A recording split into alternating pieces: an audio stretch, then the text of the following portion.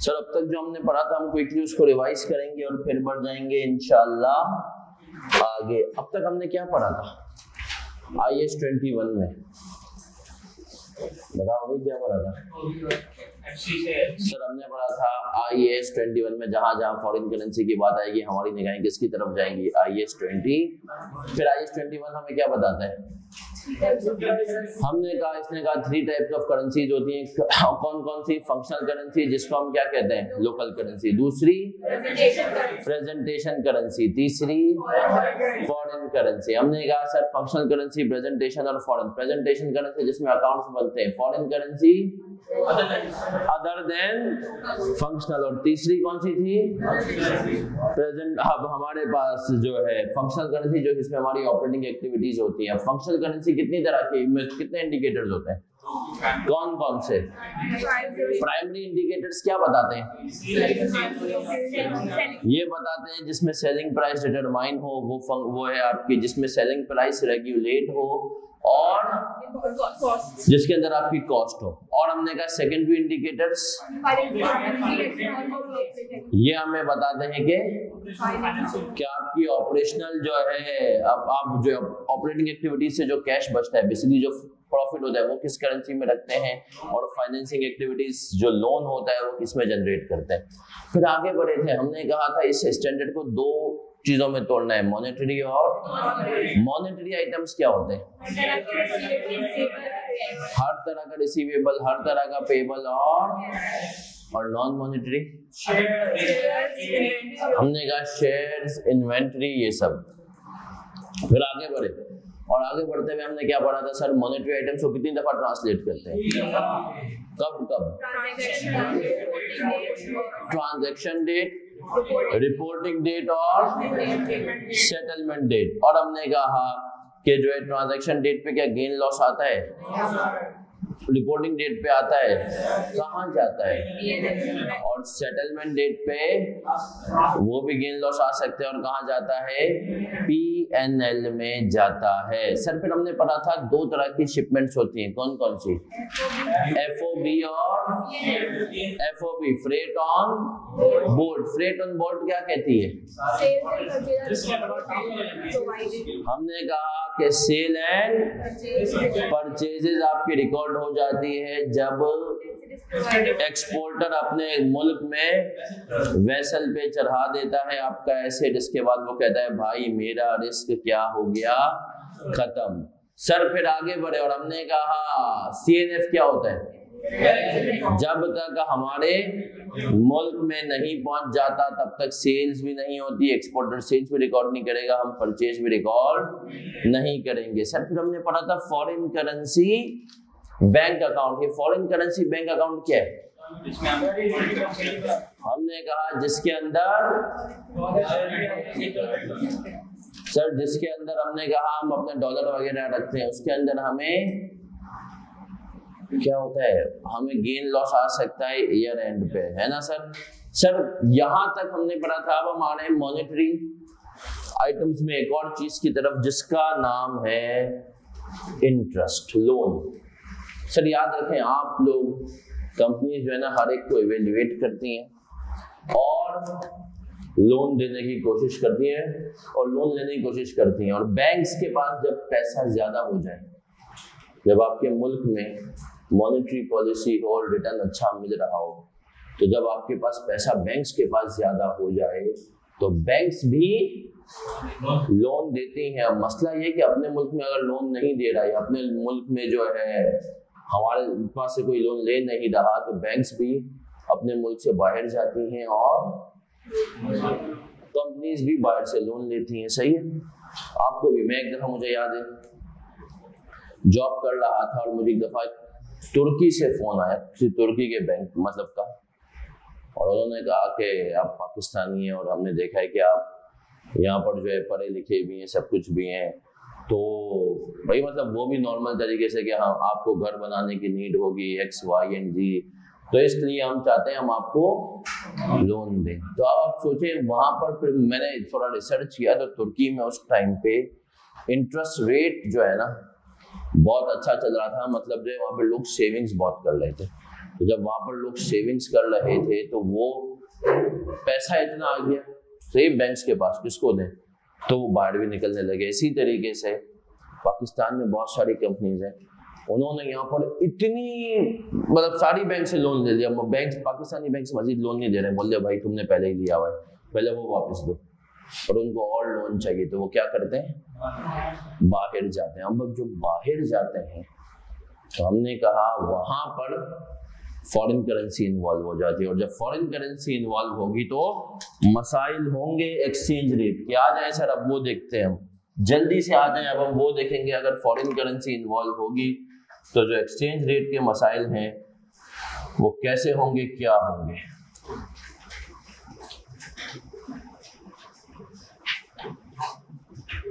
अब सिर्फ देखिएगा, जब फॉरेन करेंसी इन्वॉल्व होगी ना तो स्टैंडर्ड ने कहा दो चीजें हैं, प्रिंसिपल और इंटरेस्ट।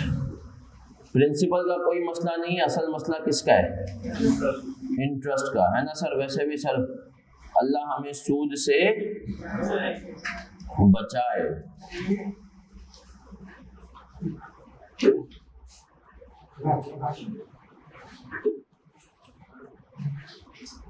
कल हमने कौन सा सवाल किया था आखिरी भाई, क्वेश्चन नंबर 5 हमने कर लिया था, पेज नंबर 5। मैंने असाइनमेंट भी दिया था, क्या आप लोगों ने नहीं किया, क्यों नहीं करते तुम लोग, टाइम नहीं था,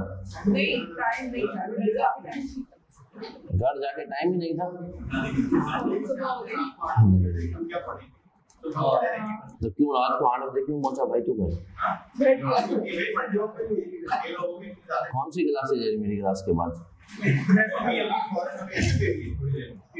आए सर आए, चले सर अब हम आएंगे। और अब क्वेश्चन नंबर 7 इसी पेज नंबर 5 पे नजर आ रहा है आप लोगों को, लेकिन सर 7 में एक नोट लिखा हुआ है, 7 में एक नोट लिखा हुआ है,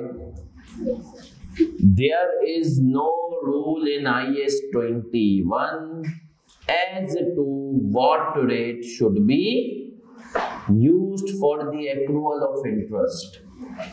The accrual could be deemed to arise over this period, in which case the average rate would be used, or it would be treated as a year-end transaction, in which case the closing rate would be the profit for the period is not affected by the choice of, as there would be compensating adjustment in the amount of exchange difference. अब सुनना, मुझे पता है majority को कुछ समझ में नहीं आया होगा, लेकिन सर ये बस ये स्टैंडर्ड की इस किस्म की जो है ना, अगर वर्डिंग पे हम आए तो होती हैं। सुनना सर, अब जब भी हम लोन लेते हैं फॉरेन करेंसी में या लोन देते हैं तो दो चीजें आती हैं। कौन सी दो चीजें आती हैं, प्रिंसिपल और इंटरेस्ट, ऐसा ही है। अब सुनना सर, इसको मैं IAS 23 से भी थोड़ा सा कनेक्ट करूंगा मेरा बच्चा। IAS 23 बोरिंग कॉस्ट याद है ना, FR 1 सर। प्रिंसिपल इसकी treatment same as payable.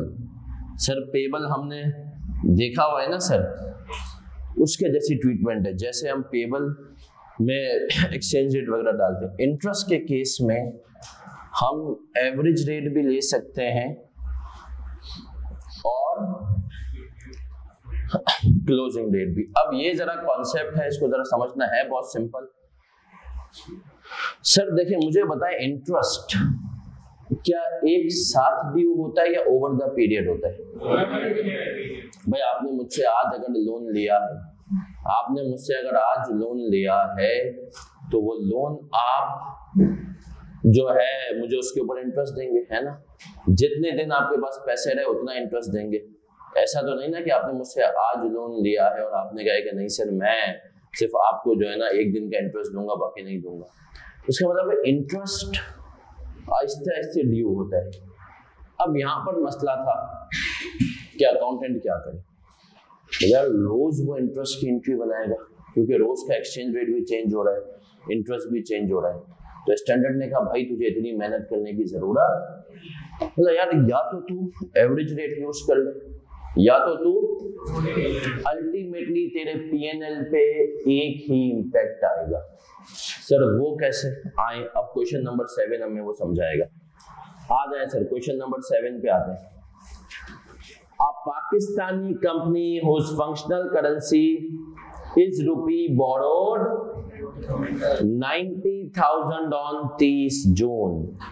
The company recognized an interest accrual of $10,000 at its year end 31 December. There were no other movements on these exchange rates over the period were as 30 जून ₹100 और अपना क्या कहते हैं average for the period 99, 31 दिसंबर 95। अब सब सुनना, यहाँ पर बात किसकी हो रही है? इंटरेस्ट की। तो हमने कहा सर एक काम करते हैं, क्वेश्चन नंबर 7 को 2 हिस्सों में तोड़ते हैं, मतलब 2 तरीके से करेंगे। सब इधर देखेंगे सर, यहाँ पर हम यूज करेंगे एवरेज रेट फॉर इंटरेस्ट। अभी ये कर लेंगे तो इंशाल्लाह आपको समझ में आ जाएगा ये क्या क्या रहा है। और यहां पर यूज करेंगे closing rate. Date, amount in US dollar, rate और अमाउंट इन पीकेआर। चलें सर, कब लोन लिया था हमने? 30 जून को। 30 जून कितने डॉलर का? 90,000। रेट कितना था? 100 रुपए। 9 मिलियन। सर फिर इंटरेस्ट कितना ड्यू हुआ? अब सर यहां पर हमने कहा है हम इंटरेस्ट के लिए कौन सा रेट यूज कर रहे हैं? 10,000। रेट 99, 9,90,000। हमने कहा सर क्लोजिंग कितना चल रहा है? 1 लाख और रेट कितना है? 95। कितना हुआ? 9.5 million. Sir exchange gain loss कितना आ गया? लॉस है या अब हमने लोन लिया है? मेरी लाइबिलिटी बनती थी 9.99 मिलियन की, हो कितने की गई? तो मुझे गेन होगा। सर मुझे गेन कितने का हुआ?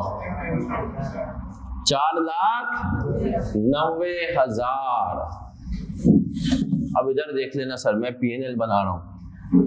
मैंने कहा एवरेज रेट के ऊपर भी पीएनएल बनाऊंगा और क्लोजिंग रेट के ऊपर भी पीएनएल बनाएंगे। हाँ सर, एवरेज रेट कितना है? हमने कहा 99 और हमने कहा इसके ऊपर हमारे पास इंटरेस्ट एक्सपेंस कितना आ रहा है?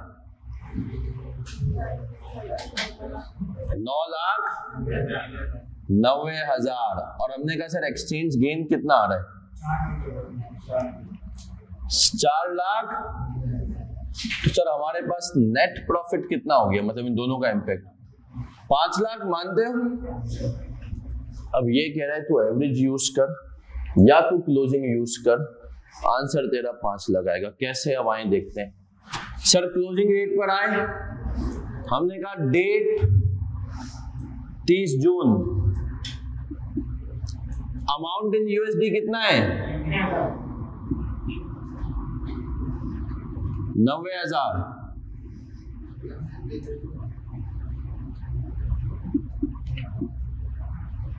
सर आप मुझे बताएं रेट 100। यस सर, इसका तो 100 ही है। अमाउंट इन पीकेआर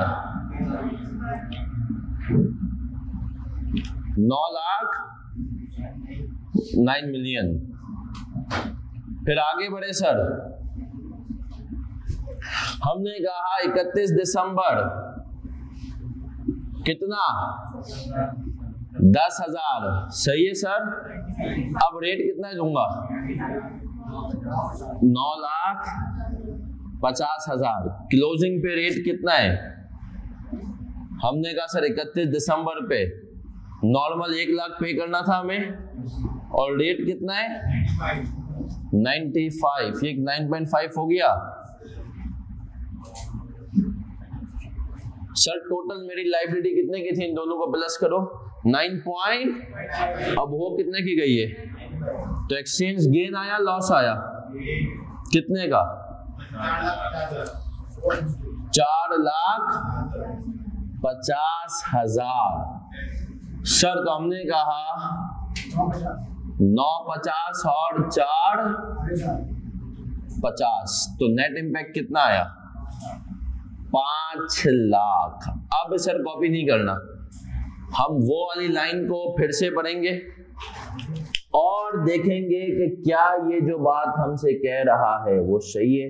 वो वाली लाइन फिर बोलो, पैराग्राफ नोट वाला। There is no rule in IAS 21 as to what rate should be used for accrual of interest. Accrual could be deemed to arise over the period, in which case average rate would be used, or it could be treated as year end transaction. मतलब ये assume करो कि पूरा साल हुआ है तो average rate use करो, और उसको year end, in which case closing rate would be used. Their profit for the period is not affected by the choice of rate, as there would be a compensating adjustment in the amount of exchange difference. Sir यही तो हुआ है ना। देखिए जब यहां पर interest कम आया तो एक्सचेंज गेन भी कम, यहां पर इंटरेस्ट ज्यादा है तो एक्सचेंज गेन भी ज्यादा। तो इसने कहा भाई तुम कुछ भी करो, इसमें क्या होगा? नेट इंपैक्ट सेम आएगा तुम्हारा, और ये हमने देख भी लिया। सर अगर हम इसकी एंट्रीज बनाएं तो क्या होगा? हमने लोन लिया है, बैंक डेबिट लोन पे अपना पेबल पहले कितने से? 9 मिलियन। सर फिर हमने कहा कि अगर हम एवरेज के हिसाब से एंट्रियां बना दें, interest expense debit loan payable credit loan, sir कितने से? 990 मानते हैं। और फिर क्या होगा सर? लोन पेबल डेबिट और एक्सचेंज गेन कितने से? 490। बस सर यही एंट्रीज हैं। यस, ये कॉपी करने, फिर इसमें IAS 23 को डालते हैं। सर एवरेज रेट होता है, अब सुनिएगा, एक बच्चे का सवाल है एवरेज और क्लोजिंग का डिफरेंस बता दें। सर दें क्लोजिंग रेट तो एक रेट जो साल के एंड का रेट है, जो किसी भी दिन का। एवरेज रेट होता है, बास मर्तबा ना कंपनीज कहती हैं कि यार इस किस्म की ट्रांजैक्शन हमारी पूरा साल चलती है। क्या चलती है? तो कहते हैं यार पूरे साल की ट्रांजैक्शन जब चल रही है तो अब हम रोज रोज के रेट से मल्टीप्लाई नहीं करते, तो एक हमें एवरेज रेट दे दिया जाए। तो वो एवरेज रेट फिर यूज करती हैं पूरे साल की ट्रांजैक्शंस के लिए। ठीक है मेरा बच्चा?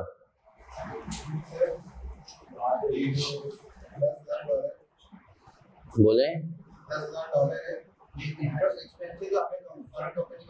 जी जी, सवाल में बिल्कुल दिया हुआ होगा, या तो आपको रेट दिया गया होगा।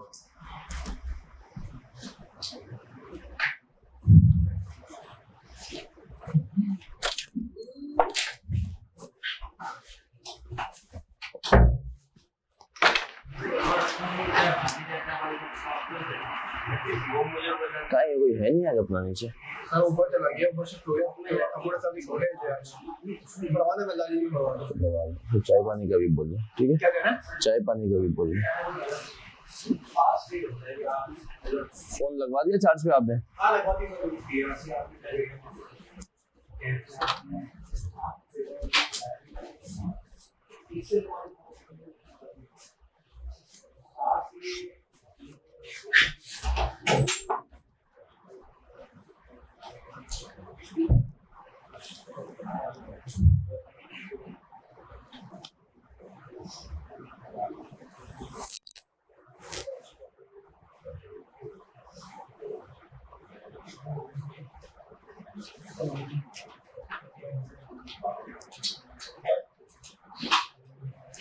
वाले बच्चों आप हमारे साथ हैं, सुबह सुबह तो लिख दें CC.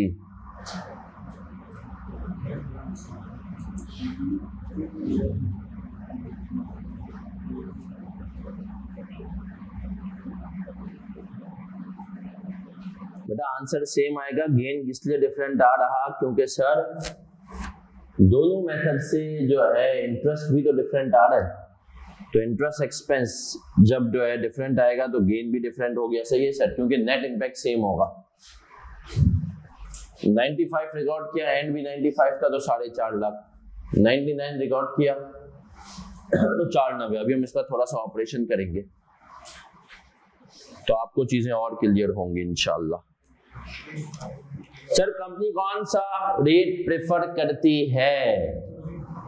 Sir company closing rate use करती है। जो कंपनी में अकाउंटेंट होता है कामचोर इंसान, तो वो कहता है भाई कि जो है कौन एवरेज देखो ना, एवरेज के लिए फिर वेबसाइटों पे जाओ, ये वो क्लोजिंग तो वैसे ही निकालना होता है, पता भी होता है क्लोजिंग यूजुअली आता भी है। सही है, तो हो जाता है। सर ये रेट्स कहाँ मिलते हैं? ये आपको आराम से गूगल भी दे सकता है, बट गूगल वाले रेट्स कंपनी यूज, गूगल जो है ना आपको अक्सर रेट्स में कुछ थोड़ा बहुत मसाइल करता है। सर स्टेट बैंक की वेबसाइट पे रेट्स अवेलेबल होते हैं,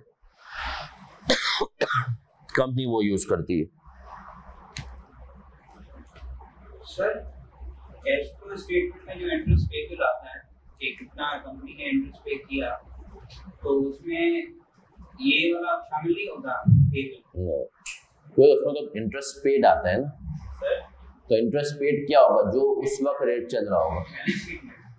हाँ, बैलेंस शीट में पेबल यही आएगा। आपने लोन पे किया, अकाउंट में पैसे दिए, देखो ना, क्योंकि बैलेंस शीट में पेबल तो दोनों केसेस में सेम है ना, समझ रहे हो?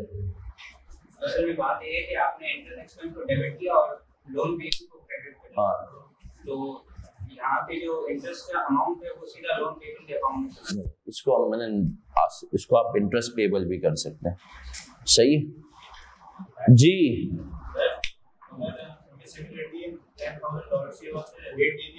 तो हमें निकालना पड़ता है, डॉलर्स पर लगाते हैं, बिल्कुल ऐसा ही है।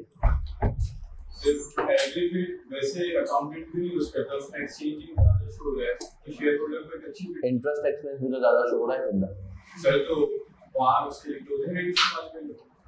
देखो ना, पॉइंट है कि इसी का तो मसला है चंदा। देखो ये तो फिक्स है, लोन जिस दिन दिया उस दिन तो उस दिन का रेट यूज होगा, ईयर एंड पे ईयर एंड का ये यूज होगा।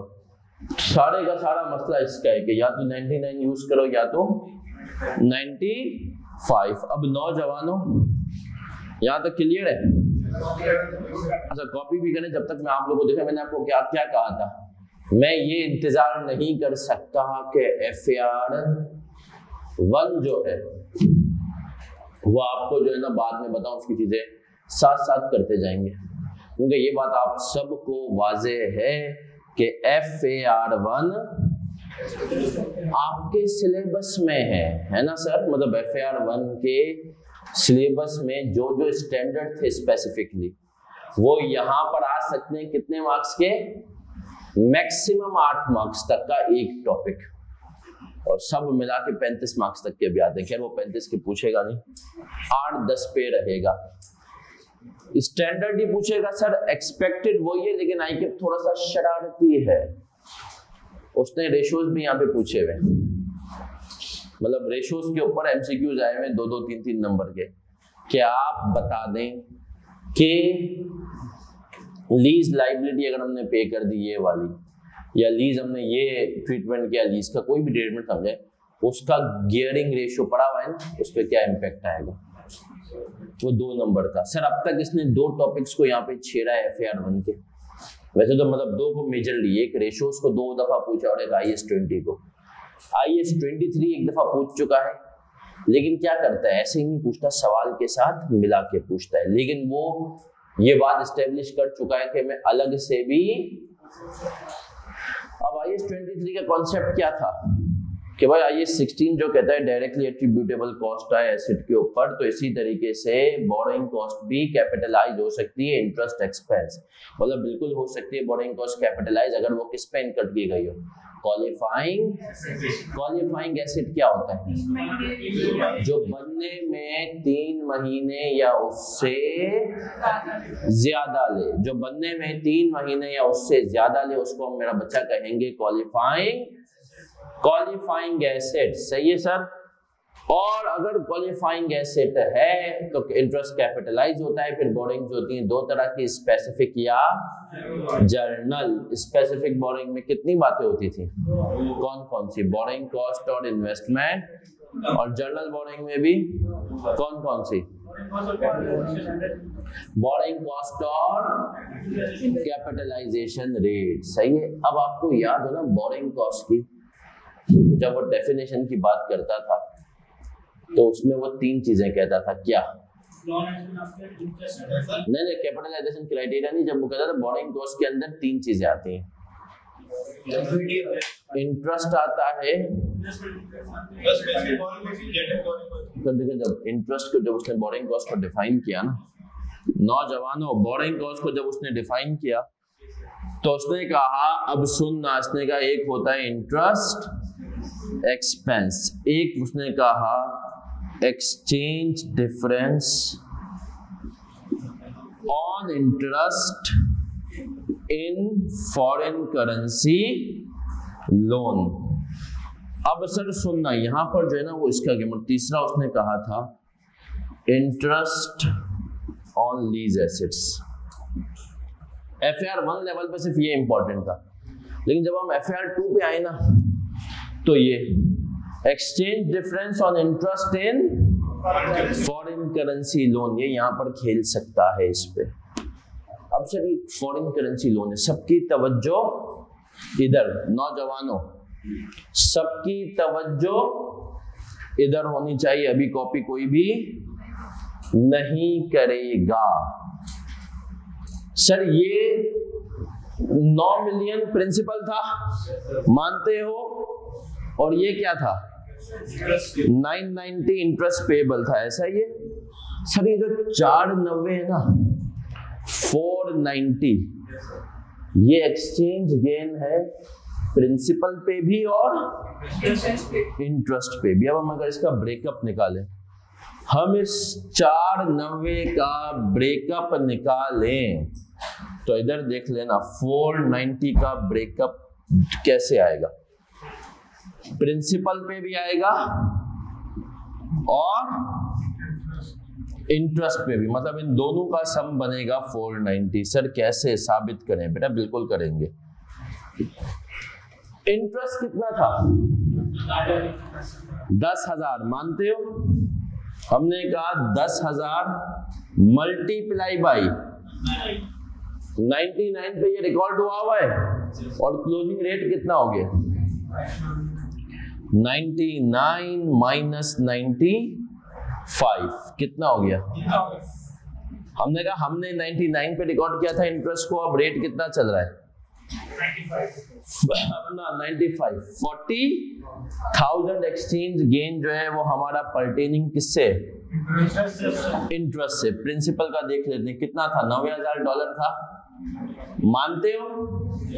और हमने रिकॉर्ड कितने पे किया हुआ था? 100 पे। आज रेट कितना हो गया? 4.5 लाख, माने 4.5 लाख। तो ये 490 का डिफरेंस को मैंने क्या किया? 2 हिस्सों में तोड़ दिया, प्रिंसिपल और 4.5 लाख वो एक्सचेंज गेन है जिसका ताल्लुक प्रिंसिपल से है, और 40,000 वो एक्सचेंज गेन है जिसका ताल्लुक किससे है? इंटरेस्ट से है। अब IAS 23 कहता है ये जो 40,000 है ना, बात बड़ी सिंपल है, उसने थोड़ा सा घुमा के कही लेकिन आप ना घुमाए। उसने कहा ये जो 40,000 है ना, ये भी तुम्हारी बोरोइंग कॉस्ट है। ये जो 40,000 है ये भी तुम्हारी बोरोइंग कॉस्ट है। क्या मतलब? इसने कहा जब तुम क्वालिफाइंग एसेट पे बोरोइंग कॉस्ट कैपिटलाइज करोगे तो 990 माइनस 40,000, 9.5 लाख तुम इंटरेस्ट कैपिटलाइज करोगे। इसने कहा जो भी एक्सचेंज गेन लॉस आएगा उसको तुम अपने इंटरेस्ट एक्सपेंस से नेट करोगे और जो नेट अमाउंट आएगा वो क्या होगा, तुम्हारा interest expense. Sir exchange gain loss इसके ऊपर भी तो आया 4.5 लाख, क्या इसको मैं बोरिंग कॉस्ट नहीं कहूंगा? नहीं सर, ये प्रिंसिपल के ऊपर जो आप सुनना, सिंपल से इसका एक कॉन्सेप्ट है जो IAS 23 कहता है, जो कि एग्जामिनर यहाँ पे कभी भी चेक कर सकता है, यूजुअली बच्चों को नहीं पता होगा। सर IAS 23 कहता है इंटरेस्ट जो तुम लोगे फॉरेन करेंसी के ऊपर वो एक्सचेंज गेन को इनकॉर्पोरेट करके लोगे या एक्सचेंज लॉस को इनकॉर्पोरेट करके लोगे। तो अगर एक्सचेंज लॉस और गेन को इनकॉर्पोरेट कर रहे हो तो इंटरेस्ट कितना आ रहा है, 9.5 लाख। तो ये जो एक्सचेंज गेन लॉस है 40,000 का, ये बोरिंग कॉस्ट से नेट होगा, लेकिन किसका? सिर्फ और सिर्फ इंटरेस्ट का। प्रिंसिपल के ऊपर जो एक्सचेंज गेन लॉस आ रहा है उसको तुम बोरिंग कॉस्ट नहीं बनाओगे, उसको तुम बोरिंग कॉस्ट नहीं बनाओगे। मैं इसको थोड़ा और सिंप्लीफाई कर रहा हूं, कोई कॉपी नहीं करेगा अभी सर, और सिंप्लीफाई, क्योंकि ये कॉन्सेप्ट मुश्किल से 1-2 नंबर का आ सकता है। सर इसको अगर हम थोड़ा सा और सिंप्लीफाई करें तो मैं आपको बता देता हूं नौजवानों, एंट्रीज की मद में। सपोज करो ये लोन हमने किसके लिए लिया था? क्वालिफाइंग एसेट के लिए। किसके लिए लिया था? अब हमने कहा पहली एंट्री यही बनेगी, bank debit loan payable credit, कितने से? 9 मिलियन, सही है सर। फिर हमने कहा सर दूसरी एंट्री इंटरेस्ट एक्सपेंस अभी रिकॉर्ड करूंगा या इसको कैपिटलाइज कर दूंगा? कैपिटलाइज कर दूंगा, एसेट की कॉस्ट का हिस्सा बना दूंगा। तो मैं एंट्री बनाऊंगा एसेट डेबिट या CWIP debit, capital work in progress debit, और इंटरेस्ट या लोन पेबल क्रेडिट, कितने से?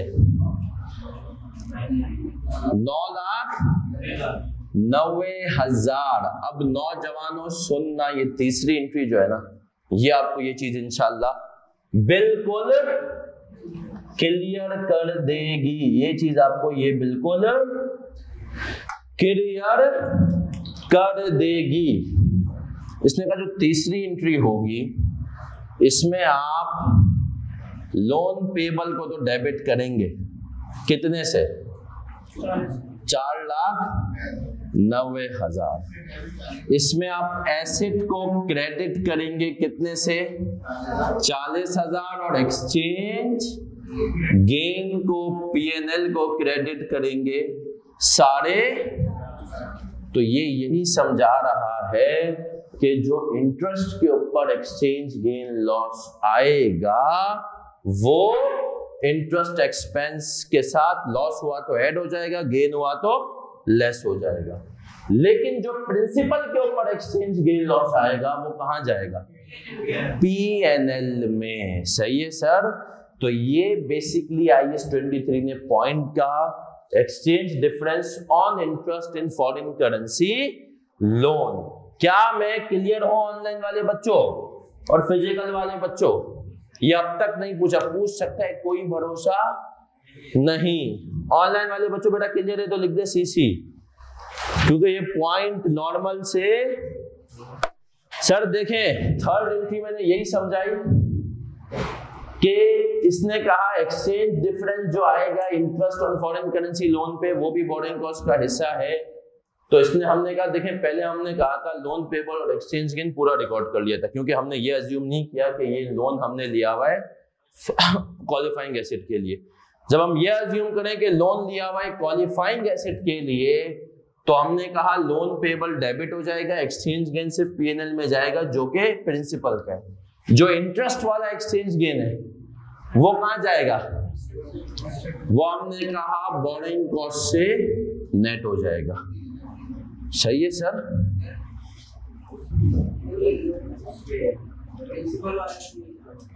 स्टैंडर्ड ने कहा नहीं, प्रिंसिपल हम सिर्फ क्वालिफाइंग एसेट में कैपिटलाइज जो करते हैं वो इंटरेस्ट होता है ना।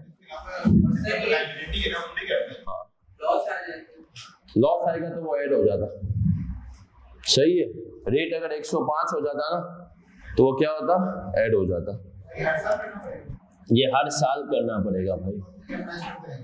क्या कह रहे हैं? जब तक आपका क्वालिफाइंग एसिड कंप्लीट ना हो जाए, वो कंडीशन याद है ना? तो जब का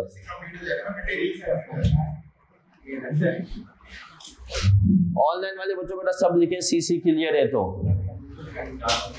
अब तक इसने IAS 38 के साथ, मैं आपको हैरत अंगेज बात भी बताऊं, इसने IAS 38 के साथ IAS 23 पूछा एक दफा, और मेरा वो स्टूडेंट जिसका गोल्ड मेडल आया, उसने कहा सर मैं आखिरी सवाल कर रहा था वो, और मैंने उस पर पहुंचा बोर्डिंग को उसकी ट्रीटमेंट आई, मुझे याद नहीं आ रही थी, तो मैंने कहा भाड़ में जाए, और मैंने बोरिंग कॉस्ट की ट्रीटमेंट को इग्नोर कर दिया उस सवाल में, और पूरा सवाल 93 नंबर आए थे उसके, और वो गोल्ड मेडल था। सही है सर? अब देखिए सर, ये डिसीजन मेकिंग होती है। उसने कहा सर दो ऑप्शन थे, या तो बोरिंग कॉस्ट में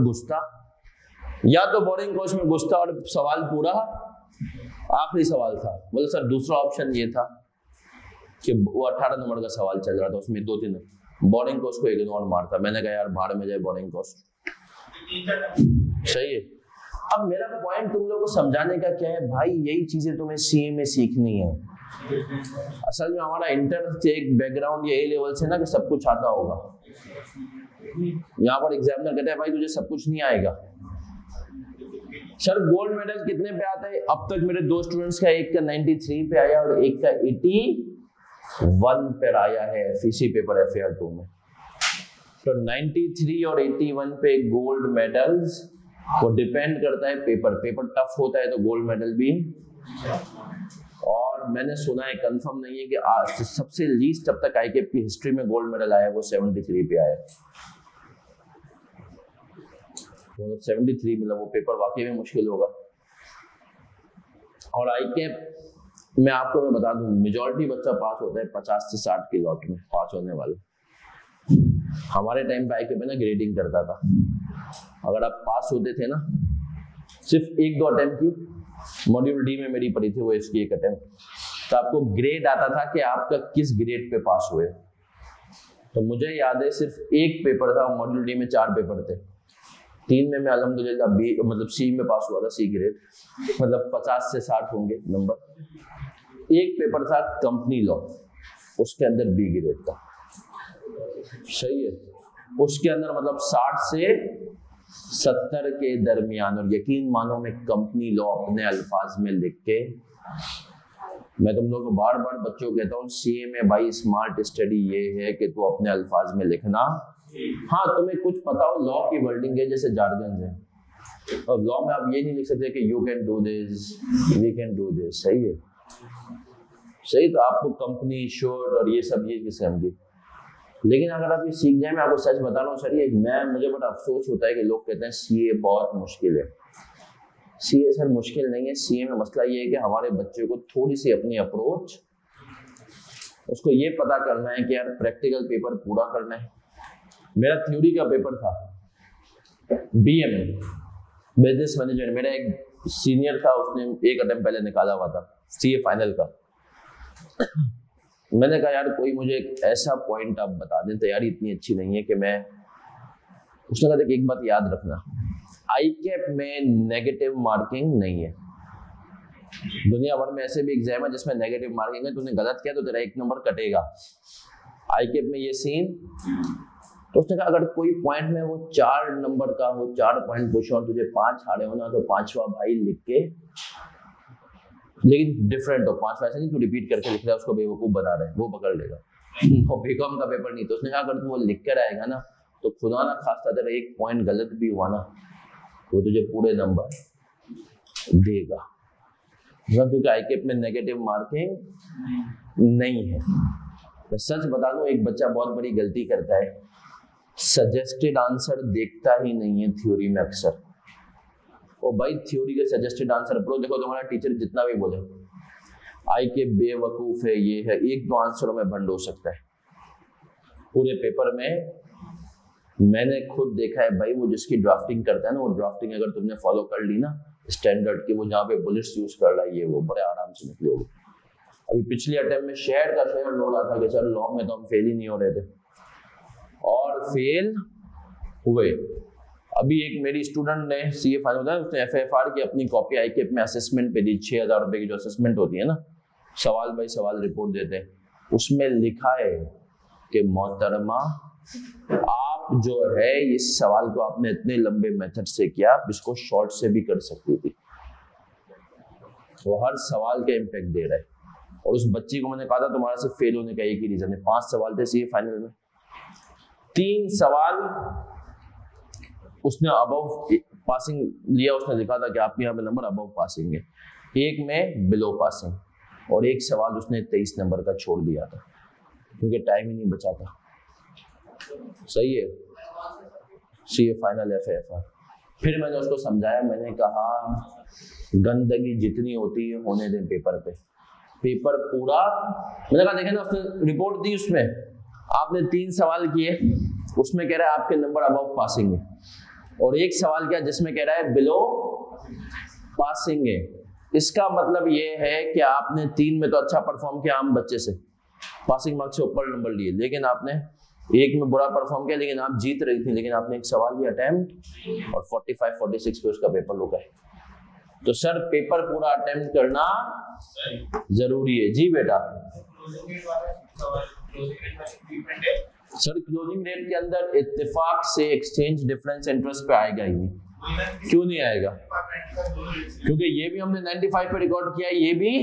तो आप देखिए क्लोजिंग वाला अगर हम रेट यूज कर रहे हैं तो 950 ही हो जाएगा आंसर। उसमें एक्सचेंज देखें ना, यहाँ पर एक्सचेंज के डिफरेंस क्यों आया? 99 और 4 के फर्क से। यहाँ पर तो ये भी 95 पे रिकॉर्डेड है, ये भी 95 पे ना। फिर हमने कहा तीसरी एंट्री एक बच्चे ने मुझे, सर आपने सीए कितने टाइम में किया? 6 साल में। सर आप मेरा कितने पेपर, मेरे जो है पूरे सीए की जर्नी में आप समझे, मैं कहता हूँ मैं 5 दफा एक्स्ट्रा बैठा हूँ। सीए फाइनल का कंपनी लॉ 1 दफा एक्स्ट्रा बैठा हूँ। और उसको भी मैं आपको बताऊँ एक चीज, मेक श्योर कीजिएगा कि आप जो है ना किसी भी टीचर के नोट से अगर कंपनी लॉ पढ़े ना, तो इस बात को मेक श्योर कर लीजिएगा कि वो नोट्स जो है कंप्लीट हो। बाद दफा टीचर नोट्स में शॉर्ट फॉर्म में किन्होंने यूज कर दी और आधी बात लिखी आधी बात नहीं लिखी। तो मैंने वो आधी बात की बेस पर, वो सवाल ये था कि अगर कोई पार्टनर मिसकंडक्ट करे तो क्या वो ऑडिट फर्म ऑडिट कर सकती है? सर के नोट्स में लिखा था नहीं कर सकती। मैंने उसी की बेस पे कह दिया और उसका सही जवाब था हाँ कर सकती है, एक्सेप्शंस हैं कि वो पार्टनर इन्वॉल्व ना हो, सही है, और ये हो वो हो।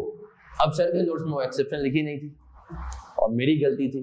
सर कहते थे ऑर्डिनेंस देख लो या चीजें, मैं तो बिल्कुल शॉर्ट में लिखता हूँ, मैंने लिख दिया और वो 4 नंबर का सवाल था और 46 पे रुका है। सही है। तो फिर अगली अटेम्प्ट में मैंने कहा कि भाई एक दफा बीएफडी का पेपर लिखा था, मुझे पता थी गलतियां क्या थी। बीएफडी का पेपर था, बीएफडी के पेपर में एक सवाल आया इतना सा 4 लाइनों का, मैंने कहा 19 नंबर, मैंने कहा ये तो अभी हुआ। 15 मिनट लगा रहा नहीं हुआ। नहीं रीडिंग टाइम मैंने पूरा, मैंने कहा बाहर में जाए, बाकी सब कैलकुलेटर पे शुरू हो गया, उस सवाल को नहीं हुआ। उसके बाद मजीद मैंने आधा घंटा लगाया, नहीं हुआ। मैं यहाँ से प्रेशर में आ गया। मैंने कहा मैं इस वक्त देखा जाए तो 45 मिनट डेफिसिट में था और सवाल नहीं हुआ था। तो वहीं से प्रेशर बिल्ड हुआ। मैंने कहा भाई गया। और आप यकीन माने पेपर 81 नंबर का एक है, वो नहीं हुआ और 39 नंबर है।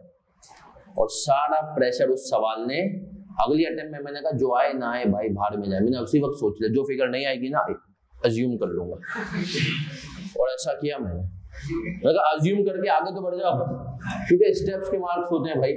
अगली अटेम्प्ट में अल्हम्दुलिल्लाह बीएफडी का पेपर मेरा, जिस अटेम्प्ट में बीएफडी और ऑडिट रुका है ना, उस अटेम्प्ट में पेपर जो है ना एक इजी सा पेपर था, बहुत मुश्किल नहीं था। लेकिन जिस अटेम्प्ट में निकले हैं ना वो बहुत मुश्किल थे।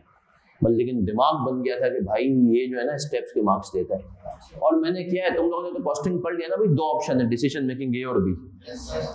अब ए निकल गया और बी जो है ना, बी के अंदर एक फिगर नहीं निकल रही, सपोज करो। मैंने कहा भाड़ में जाए, अज्यूम की, out of the sudden assume की और आगे पूरा सवाल पूरा कर दिया और डिसीजन दे दी। बीएफडी में भी ऐसा ही होता है। मैंने कहा भाई बाकी सवाल पूरा करने के, डिसीजन देने के तो मार्क्स देगा। अब सर ये चीजें क्लास में सीखनी है हमें। ऑडिट का पेपर मेरा सीए फाइनल का चौथी दफा में निकला है। कितनी दफा में? चौथी दफा में सीए फाइनल का ऑडिट। बीएफडी दूसरे में निकल गया, कंपनी लो, बाकी मेरा अल्हम्दुलिल्लाह कोई पेपर। ऑडिट निकला है चौथी दफा में और नंबर कम से कम हुए जा रहे थे। मतलब पहली अटेम्प्ट दी 44, दूसरी अटेम्प्ट दी 35, तीसरी अटेम्प्ट दी 33। मैंने कहा भाई ये चल क्या रहा है? मतलब हर अटेम्प्ट के बाद फिर मुझे याद है कि मेरे देखें कभी कभी ना सीनियर्स भी आपके जो है ना, या आपको जो सही एक होता है बच्चा उस सीनियर से मशवरा ले रहा है कि जो कि बड़ा बाइस्ड है, सही है, मैं नाम नहीं लूंगा। बहुत सारे सीनियर्स होते हैं जो कि मतलब टीचर्स के एग्रीमेंट करते हैं कि सर आप हमें जो है ना आके फ्री में पढ़ा दें और मैं आपको शहर में नाम बड़ा डंडोरा पीटूंगा। उनसे नहीं लो मशवरा, वो तो मैं हमेशा जो है ना गलत। लेकिन सर एक मेरे बॉस थे के इलेक्ट्रिक में, क्वालिफाइड सीए थे। उन्होंने मुझे बताया, बोला यार तेरा, मैंने के इलेक्ट्रिक नई नई ज्वाइन की थी और पेपर से अगले महीने, बोला पिछली दफा क्या था? मैंने कहा एक ही पेपर था ऑडिट, नहीं निकला। मैंने कहा नहीं, मैंने कहा 3 अटेम्प्ट हो गए यार, नहीं निकला। उसने कहा भाई कभी तूने एग्जाम सिमुलेशन किए? मैंने कहा ये क्या होता है? बोला भाई घर में पेपर अटेम्प्ट कर। उन्होंने कहा ये कर।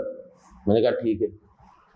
आप यकीन माने बुध को पेपर था, संडे को मैंने ना वो एग्जाम सिमुलेशन की और पिछली 2 अटेम्प्ट के पेपर मैंने सॉल्व किए जिसमें मेरे 35 और उसको मैंने आईकेप के सॉल्यूशन से मैच किया। सर आप मुझे दूसरे का तो याद नहीं, जिसमें मेरे 33 नंबर आईकेप ने दिए थे ना, उसमें मैंने अपने आप को 21 नंबर दिए। तो मेरा आईकेप पे ईमान बढ़ा कि यार ये तो बहुत अच्छी चेकिंग करता है। अब मैं गलती क्या कर रहा था? सर ऑडिट में 2 चीजें होती हैं, रिस्क और प्रोसीजर। वो देता है 18 नंबर का सवाल के रिस्क भी बताओ और अब हम क्योंकि ऑडिट इतना करते हैं ना, तो हमें प्रोसीजर्स आसान चीज होती है, वो पता होता है, ये भाई ये चेक कर लो, वो चेक कर लो। मेरा फोकस था प्रोसीजर पे। वो रिस्क के ऊपर जो है ना ज्यादा भी टाइम, वो भी रिस्क को भी टाइम दे रहा था। मैं 2 रिस्क बताता था और 10 प्रोसीजर, वो 5 रिस्क बताता था और 12 प्रोसीजर। तो मैं समझ गया कि भाई मैं रिस्क के ऊपर फोकस। फिर जब मैंने सोचा कि मैं रिस्क के ऊपर फोकस नहीं कर रहा, तो फिर मैंने रिस्क के ऊपर फोकस करना, मतलब अगली अटेम्प्ट दी, पेपर दिया और मुझे यकीन था कि मैं पेन बंद करते ही मैंने जो है ना मतलब, और पास होने की निशानी ये थी कि जब मेरा रिजल्ट आया, सोचिए क्वालिफाइंग अटेम्प्ट का रिजल्ट आया और मैं सो रहा हूँ, मैं सो गया मतलब फजर के बाद, और मुझे मेरी वालिदा ने उठा के पूछा बेटा आज रिजल्ट था।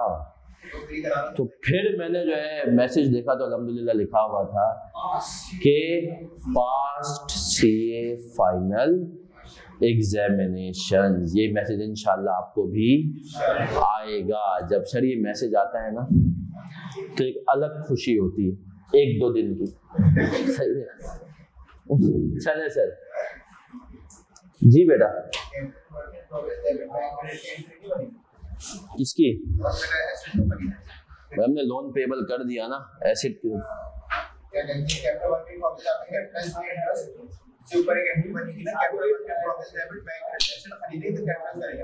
हाँ, लेकिन अभी हमने कहा ना कि बैंक वो एंट्री नहीं बनाया क्योंकि यहाँ पे मकसद था इंटरेस्ट समझाना, इसकी ट्रीटमेंट क्या है। हाँ चले सर बढ़े आगे। सर अब एक और सवाल हम करेंगे और वो सवाल बेसिकली आपको सिखाएगा बहुत सारी चीजें।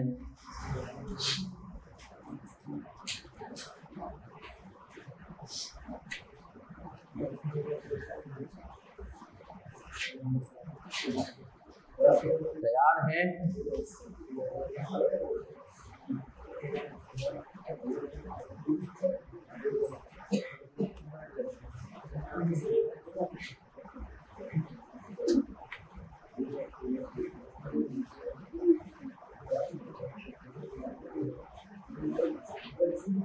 Sir, question number 7, page number 8. An entity waiter has a reporting date of 31 and the dollar as its functional weighted borrows in foreign currency of the gram.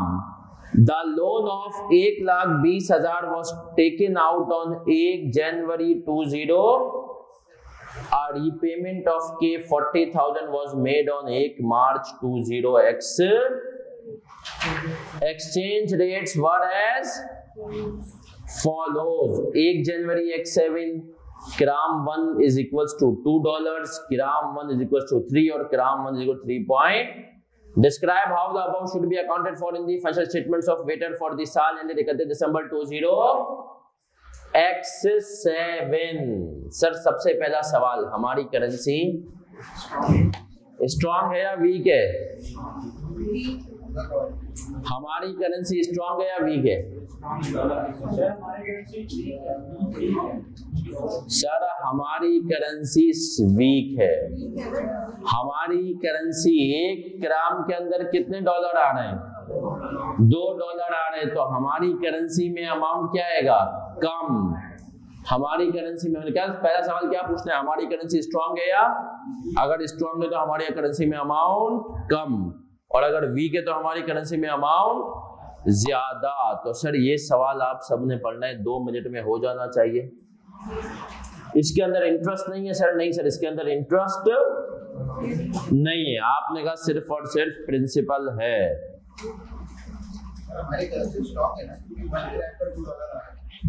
बेटा वीक है ना, हम डॉलर है।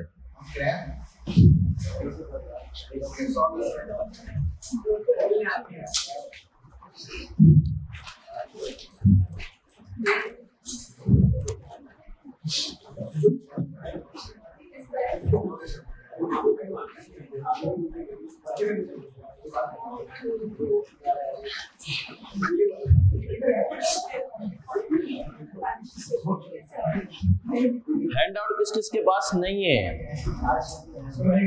क्यों अभी आए हो? आज पहली क्लास है। जल्दी सर ये सवाल करेंगे आप लोग नौजवानों। सर इजी सा सवाल है, बहुत इजी है, इसमें इंटरेस्ट नहीं, सिर्फ और सिर्फ क्या है? प्रिंसिपल।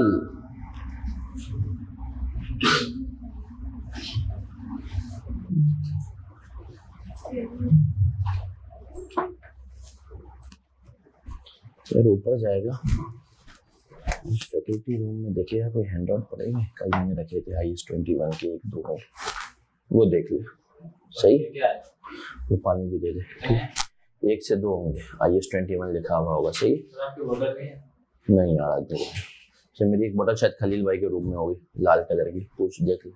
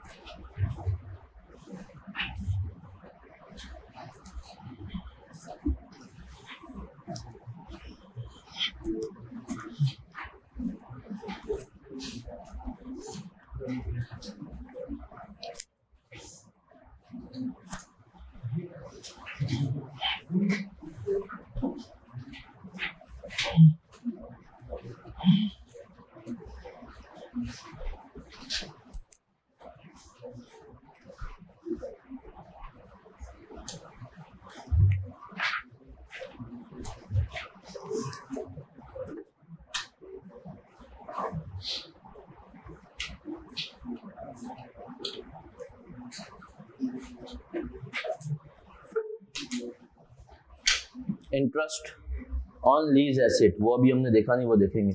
सर एक बच्चे का आंसर आया 1,60,000 का एक्सचेंज लॉस, ऐसा है क्या? टोटल पे है क्या है हुजैफा वगैरह और उसामा सब सो रहे हैं आज? सब सो रहे हैं?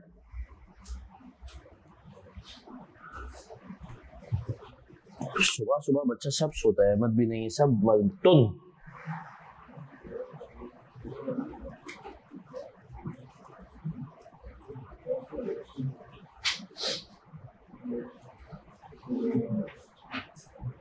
अब्दुल राफे बच्चा चैट में मैसेज डालें, चैट वाले मैसेजेस मेरे सामने खुले हुए होते हैं।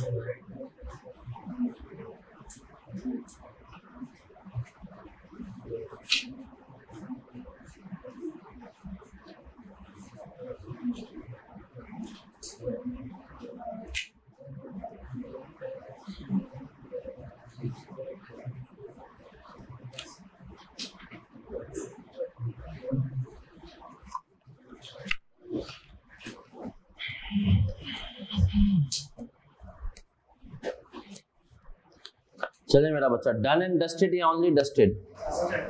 हो गया? चले भाई, वेटेड भैया है, रिपोर्टिंग डेट क्या है? 31 दिसंबर। इन्होंने पहले क्राम में बोरोइंग की और क्राम 1,20,000। हमने ये स्टेब्लिश कर दिया हमारी करेंसी वीक है। कैसे? क्योंकि एक क्राम में डॉलर कितने आ रहे हैं? $2। सही है सर। एक क्राम वाला अपने मुल्क से जितना प्यार करता है उतना 2 अमरीकी अपने मुल्क से मिला के प्यार करते हैं। तो अब हमने कहा अगर एक क्राम में $2 आ रहे हैं तो हमने कहा हम इसकी एंट्री क्या बनाएंगे? क्या एंट्री होगी? Bank debit loan payable. पहली एंट्री कितने से? 1,20,000। और इस दिन रेट क्या चल रहा था? 2,40,000। सर फिर आगे बढ़े, डिवाइड की क्या बात कर रहा था? आगे आएगा शायद वो, ऐसा है सर। फिर वो कह रहा है the loan was taken on 1 जनवरी 2007। 1 जनवरी को हमने एंट्री बना ली। फिर कह रहा है रीपेमेंट ऑफ के 40,000 वॉज मेड ऑन 1 मार्च। अब इधर देख लेना नौजवानों, ये हमने 1 जनवरी को बनाई, दूसरी एंट्री कब बनाऊंगा? सर ये क्या कह रहा है मुझसे? ये कह रहा है रीपेमेंट भी हो गई। मैंने कहा अच्छा, कितने की? इसने कहा 40। क्या एंट्री बनेगी? Loan payable debit. और सर लोन पेबल कितने से डेबिट करेंगे पहले मुझे ये बताओ? 80,000। क्यों सर? देखिए हम लोन पेबल हमने रिकॉर्ड कितना किया था उस टाइम पे? 1,20 ग्राम लिए थे हमने। अब हमने कहा इसी 2,40 का मैंने 1/3 पे कर दिया।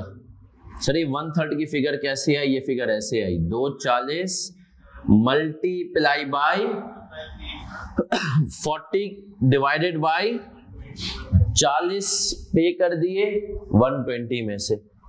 इनिशियली मैंने उनको 2 पे जो रिकॉर्ड किया था तो उसी हिसाब से डेबिट किया। Loan payable 80,000।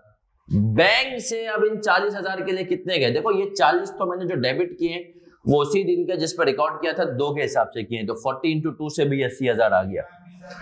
अब मैंने कहा बैंक से 40,000 गए और अब एक्सचेंज रेट क्या हो गया 3, तो 1 लाख बैंक से गए 1,20,000। मैंने रिकॉर्ड किए हुए थे 80 पे, क्योंकि 1 ग्राम जब 2 के बराबर था, अब कितने के बराबर है 3।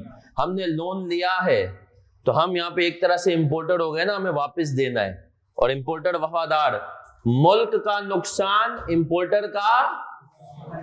फिर हमने कहा सर एक्सचेंज लॉस कितने से,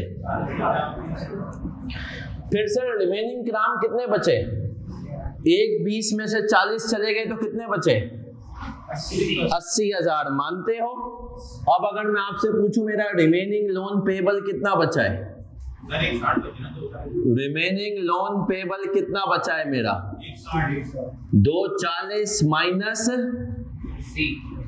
80, हमने कहा 1,60,000 ये मेरा लोकल करेंसी में लोन पेबल बचा है, और क्राम्स में ये मेरा डॉलर्स में बचा है, और क्राम्स में कितना बचा है 1,20 माइनस 40 80,000, ये मेरा किसमें क्राम्स में। अकाउंटिंग तो मैं इसके हिसाब से करता हूं ना, मेरी बुक्स में अभी लोन पेबल कितना है 1,60। अब मैं आया 31 दिसंबर को, अब रेट कितना चल रहा है 3.5। तो अब मैंने कहा सर मेरा जो लोन पेबल बुक्स में 1,60 का आ रहा है वो कितने का होगा, 80,000 ग्राम्स मुझे अभी भी पे करने, मल्टीप्लाई बाय ये हो गया 2,80,000 मेरे पास रिकॉर्डेड है 1,60, कितना हो गया, क्या एंट्री बनाऊंगा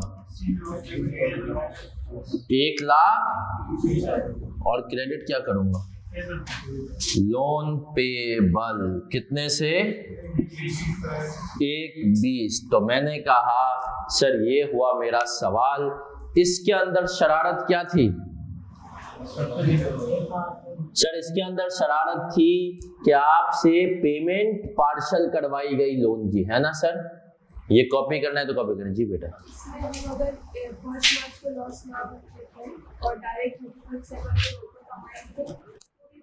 इसकी बात कर लेंगे, लेकिन सर 1 मार्च को एंट्री बनाना जरूरी है।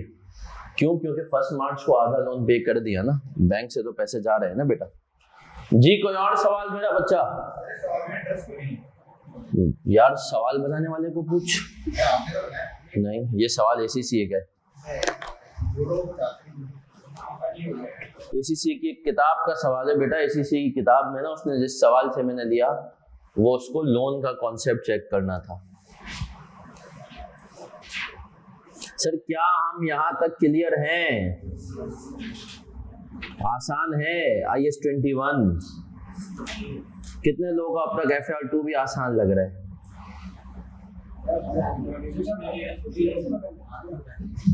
नहीं सर मैं आपको सच बताऊं, FR2 स्टैंडर्ड वाली चीजें हैं और स्टैंडर्ड भी वो हैं जो कि बट FR2 में एक मसला ये, कुछ स्टैंडर्ड इतने पुराने हैं जिनमें एग्जामिनर बहुत सारे, देखो एक बार समझना, मैंने अभी आपको बता दिया IFRS 8 के अंदर क्या क्या चीजें पूछ चुका है, क्या नहीं पूछी इसमें बताऊंगा।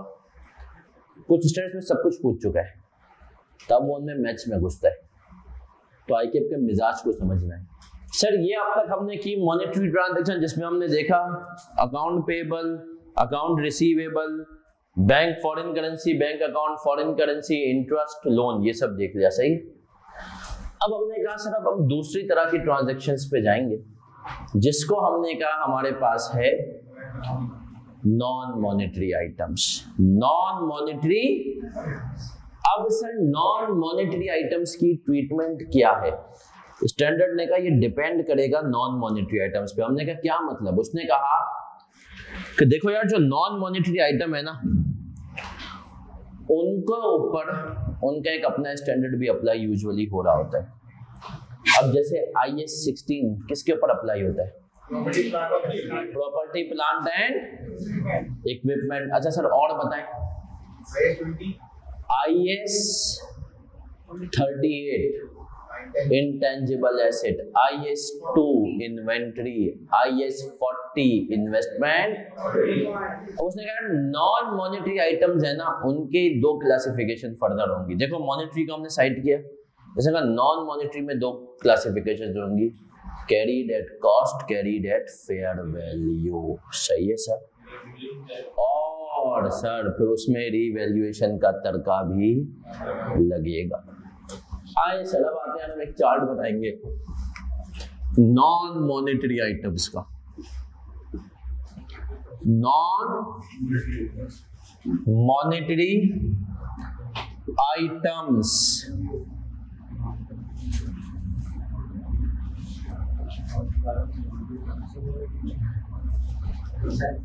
carried at cost,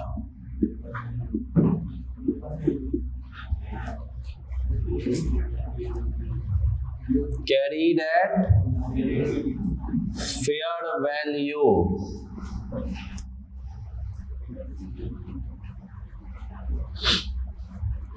only translate on acquisition date.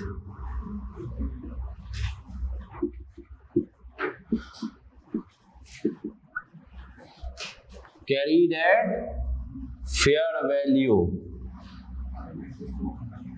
translated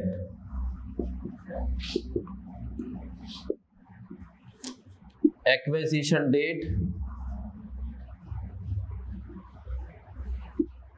acquisition date,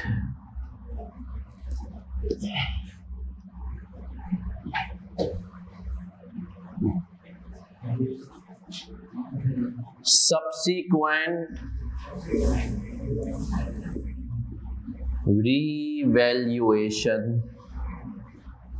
date.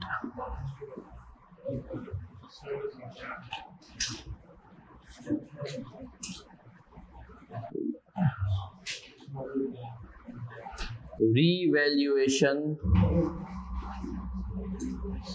gain loss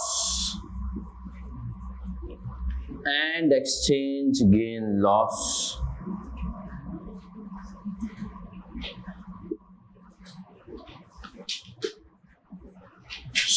same classification। अब इसको समझेंगे सर।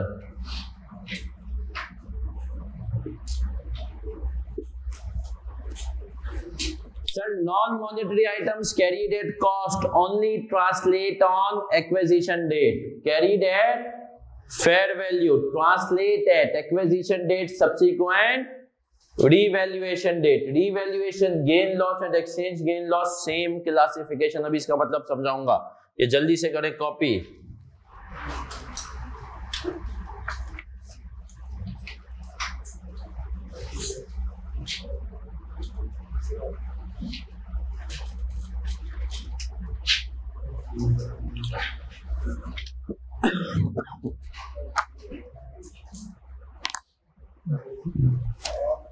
यार फैजान, वो पिक्चर खींच के ताहिर को भेज देना। के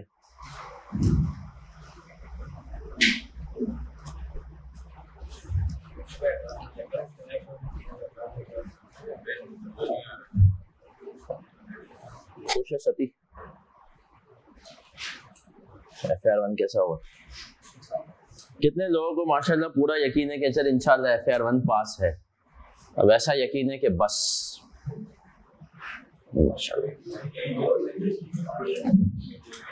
कितने लोगों को कभी अभी खैर तो बहुत शुरू खुश फहमी कह लूँ या शायद कि सर मेरा मेरिट आ सकता है। फैजान के बारे में हमने एक टीचर से डिस्कस किया, एक दूसरा टीचर जिससे इसने पिछली दफा पढ़ा था, अब काजी नहीं तो समझ सकता है कौन होगा। मैंने पूछा, उन्होंने कहा सर बच्चा तेज है लेकिन थोड़ा सा ना ओवर कॉन्फिडेंट है। बोला इसका ये ओवर कॉन्फिडेंस जो है ना इसको रोक देगा। सही है। तो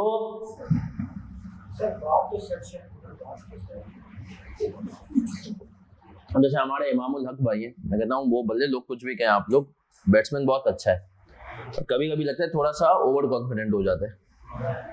चले सर बढ़ते हैं आगे। अब सर सुनिएगा, जिंदगी बड़ी आसान है इसमें। इसने कहा अगर नॉन मॉनेटरी आइटम में पीपीए, इन्वेस्टमेंट प्रॉपर्टी है, कोई भी है, सही है, इंटेंजिबल एसेट है, कंपनी उसको कॉस्ट मॉडल पे रखती है ना, जो कि IAS 16 पे ज्यादा देता है, उसमें कह रहा है ओनली ट्रांसलेट ऑन, एक दफा जब खरीदोगे ना बस तभी ट्रांसलेट करना, बाकी कोई मसला ही नहीं है, नॉर्मल डेप्रिशिएट होगा। मसला किसके साथ है? इसने कहा भैया देखो जो फेयर वैल्यू पे चलते हैं ना उनके साथ मसला है। हमने कहा क्या मसला है? तो कहा गया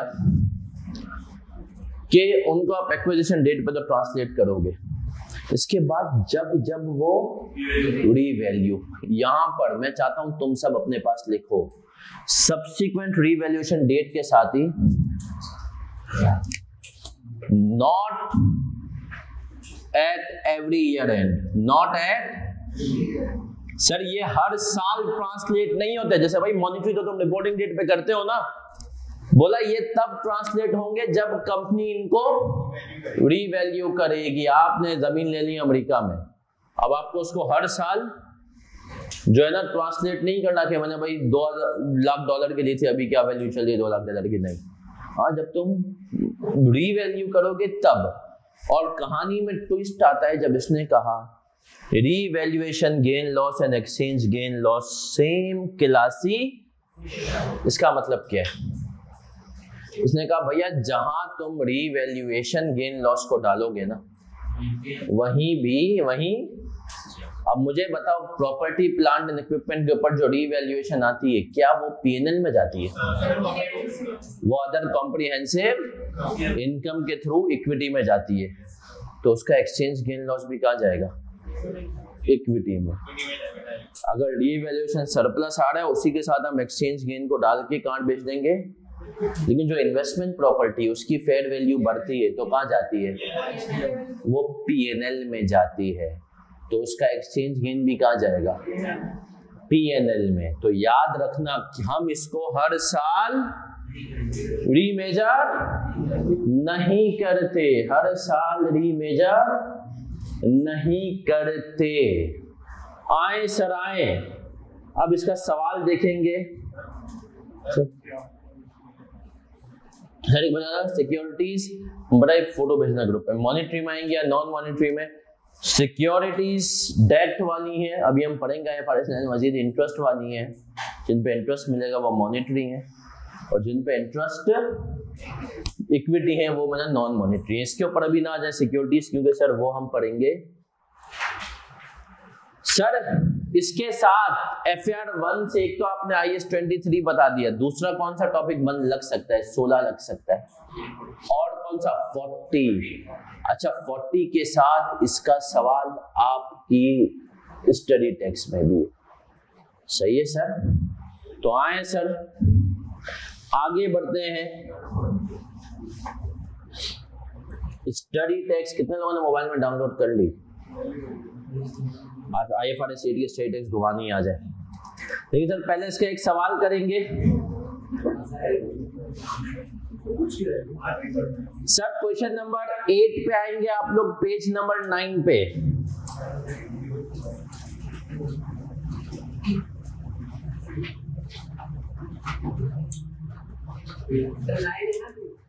page number 9 question number 8।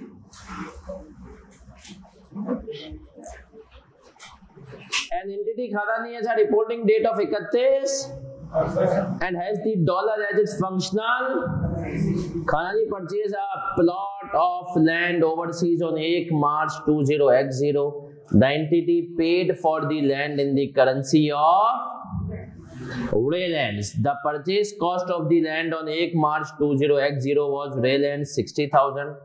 Value of the land at the reporting date was Rayland 80,000. Exchange rates were as 1 March 20x0 को $1 था 8 रेलैंड के बराबर। हमारी करेंसी स्ट्रॉन्ग या वीक? स्ट्रॉन्ग। और 31 दिसंबर 20x0 को एक रेलन जो है और 10 रेलन बराबर थे एक। अब कह रहा है describe how the above transaction should be accounted for in the FS of Khanani for the साल ended 31 December 2080 if the land is measured at cost और एट फेयर वैल्यू। अब आ जाए सर, अब आ जाए सर। लैंड है, इसने हमें नहीं बताया कि किसमें 40 है या, तो हमने कहा हम कुछ भी कर सकते हैं। हम इसको अज्यूम करते हैं कि लैंड आपकी पीपी है। अभी लैंड क्या है? पीपी है। फिर हम इसको एक एंट्री में देख लेंगे। अगर ये अब सर कॉपी कोई नहीं करेगा, हमने खरीदी है जमीन, कॉस्ट मॉडल भी कह रहा है और फेयर वैल्यू भी।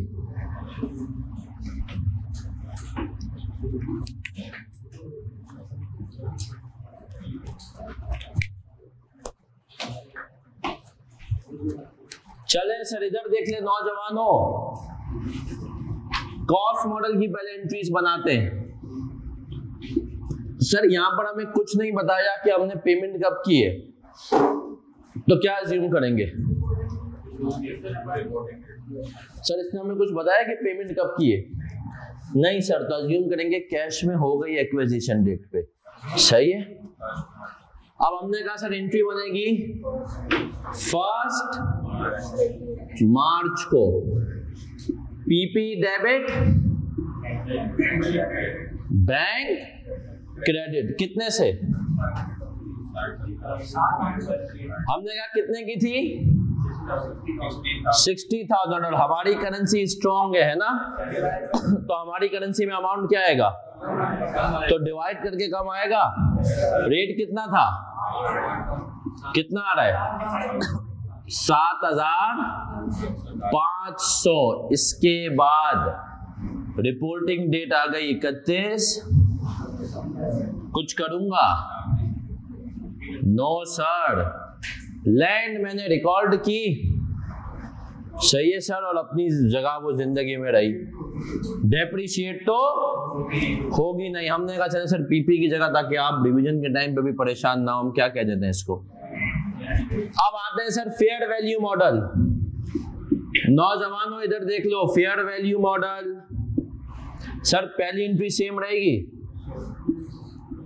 Land debit, bank credit 7,000। सही है सर, पहली एंट्री तो सेम रही। फिर 31 दिसंबर को आए, क्या आप इसको रीवैल्यू करेंगे?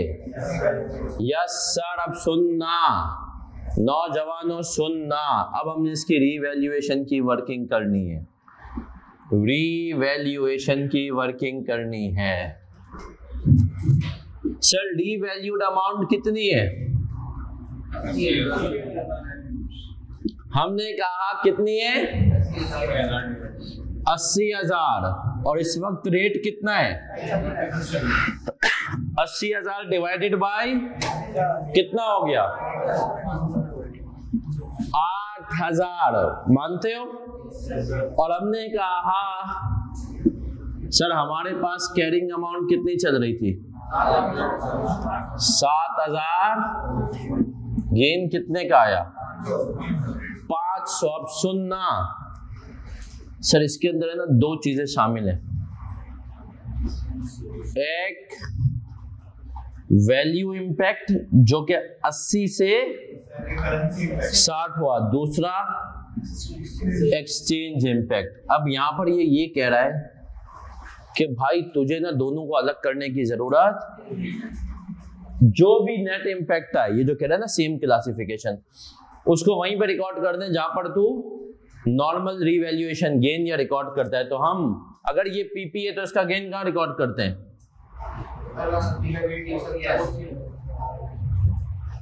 लैंड डेबिट और रीवैल्यूएशन सरप्लस या रीवैल्यूएशन कितने से? 500। ये कॉपी कर दे।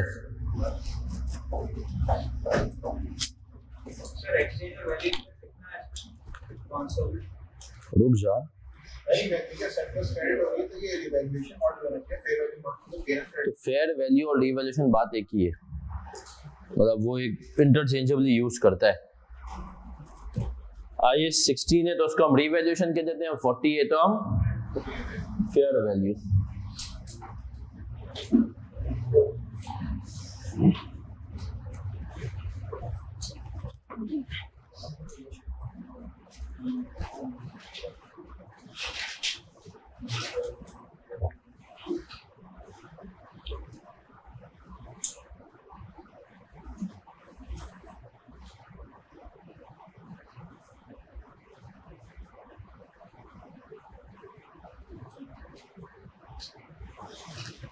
फिर हम मैं सिर्फ एक काम करवाऊंगा आपको, सिर्फ आपकी समझने के लिए इन दोनों का इम्पैक्ट अलग अलग बताऊंगा। पेपर में आपको ये करने की जरूरत नहीं है।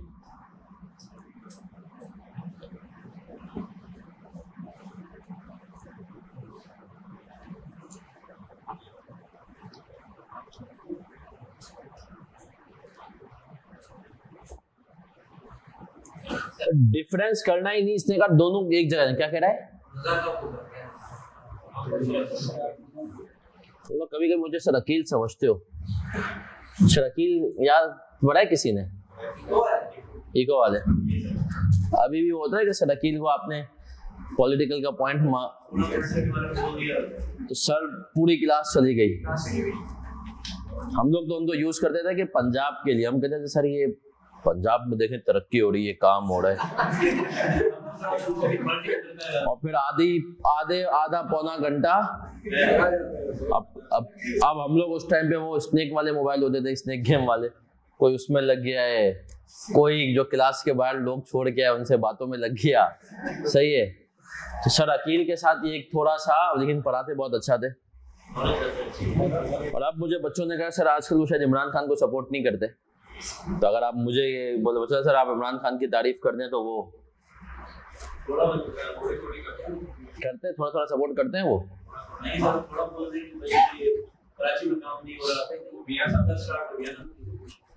चले सर बड़े आगे और बहुत अच्छे टीचर है यार। सर एक्सचेंज और वैल्यू इंपैक्ट, नेट इंपैक्ट कितने का है? 500 का। कॉस्ट अकाउंटिंग में स्टैंडर्ड कॉस्टिंग पढ़ी है? कितनों ने पढ़ी हुई है? खामोशी। कितने लोग जो है, कितने लोग अभी पढ़ रहे हैं? चलें सर, अब जो ये स्टैंडर्ड कॉस्टिंग है ना, उसके जैसा कॉन्सेप्ट है। वो कहता है आपको जिसका चेंज निकालना है ना उसको वेरिएबल रखो और दूसरे को फिक्स कर लो, है ना सर। स्टैंडर्ड कॉस्टिंग का क्या कॉन्सेप्ट था, मगर आपने पढ़ा हुआ हो कि सर जिसका चेंज निकालना उसको वेरिएबल रखो, दूसरे फैक्टर को फिक्स कर लो। अब सर मैंने कहा अगर मैं वैल्यू इंपैक्ट निकालना चाहूं, अगर मैं कि यार इस 500 में मुझे रीवैल्यूएशन जिसको हम कहते हैं एक्सचेंज गेन को हटा करके उसका कितना फायदा हुआ है ना, मैं सिर्फ वो निकाल लूं, तो मैं कैसे निकालूंगा? इधर देख लें, वो मैं कैसे निकालूंगा? मैंने कहा सपोज करो रेट वही है जो आज था, एक्सचेंज रेट वही है जो आज था, है ना जी। तो क्या इंपैक्ट होता? मैंने कहा 80,000 आज वैल्यू है और मैंने कहा 80,000 आज वैल्यू है डिवाइडेड बाय 10, और जब खरीदा था तब वैल्यू कितनी थी? Divided by 10। तो ये इंपैक्ट कितना आ गया? 2,000। इसका मतलब है वैल्यू के हिसाब से तो मुझे गेन हो रहा है कितने का? 2,000 का, है ना जी। अब मैंने कहा सर एक्स का मतलब है अगर वैल्यू के हिसाब से 2,000 का गेन हो रहा है तो एक्सचेंज के हिसाब से 15,000 का लॉस होना चाहिए, 1500 का। तो ही मेरा आंसर कितना आएगा? तो अब ये चेक कर लेना सर। अब पहले मुझे वैल्यू का चेंज निकालना था तो मैंने रेट ले लिया आज वाला और वैल्यूज को चेंज कर दिया। अब मुझे किसका चेंज निकालना है? एक्सचेंज का इफेक्ट। मैंने कहा जो पुराने अगर 60,000 थे, सुनना, जो पुराने 60,000 थे वो 60,000 ही रहेंगे। ये अब हमने फिक्स कर दी वैल्यू। अब एक्सचेंज रेट को चेंज मारते हैं। 60,000 थे आज के हमने जब लिया था तब वो कितने का रेट चल रहा था? 8 का, तो वो बनता था 7,500। और अगर आज में देखूं डिवाइडेड बाय, तो आज के हिसाब से वो कितना बनता है? 6,000। मैंने कहा देखा जाए तो एक्सचेंज के हिसाब से मुझे लॉस कितना आया कि जो मेरे 7,500 की वैल्यू थी पुराने 60,000 की, वो कितने की हो गई? तो 1,500 का लॉस, 2,000 का गेन यहाँ पर आया, 1,500 का लॉस। नेट इंपैक्ट कितना हो गया? 500। नेट इंपैक्ट कितना हो गया? 500। सर क्या हम क्लियर हैं कि सर, लेकिन आपको ये सिर्फ समझाने के लिए मेरा बच्चा मैंने बताया है, पेपर में टाइम कम होता है, डायरेक्ट ये अमाउंट निकाल दोगे। सही है सर कि भैया 500 का डायरेक्ट इंपैक्ट आपने निकालना है, फायदा है या नुकसान। चले सर एक और ऐसा सवाल करते हैं। हाँ तो यही तो कह रहा है 500 नेट। पेपर में तो ये तुम्हें वर्किंग नहीं करनी कि वैल्यू इंपैक्ट अलग और उसका इंपैक्ट अलग।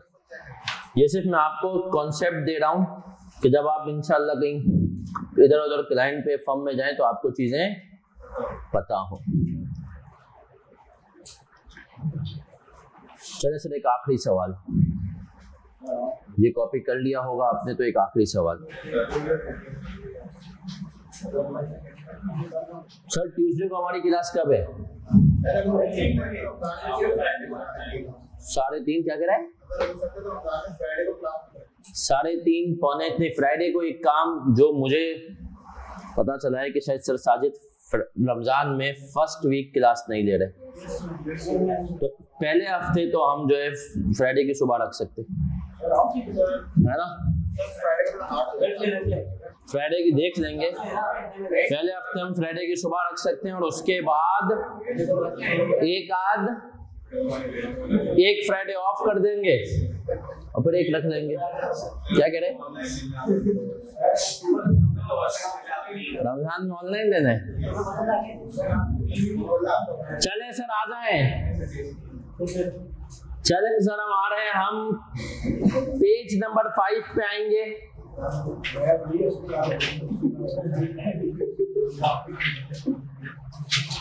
पेज नंबर 5 पे आ रहा है, भी आ रहा है एक बेबी स्टेप जो सवाल है उसमें आ रहे हैं। क्वेश्चन नंबर 8 आ रहा है, non monetary items measured eight fair value. Page number 5। A Pakistani company with the rupee as its functional currency as a financial year ending on 31 December, it bought a building in Bahrain on 1 December X6 for 1 lakh Bahraini dinar. Building was revalued to Bahraini dinar 1 lakh on 31 December 20X6 as permitted by IS 16.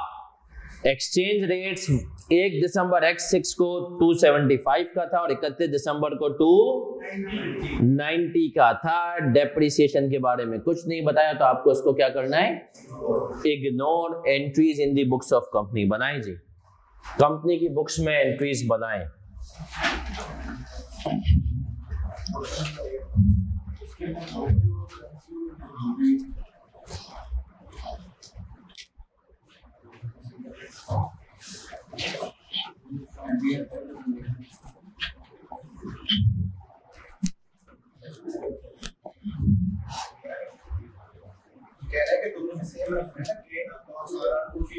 Same classification.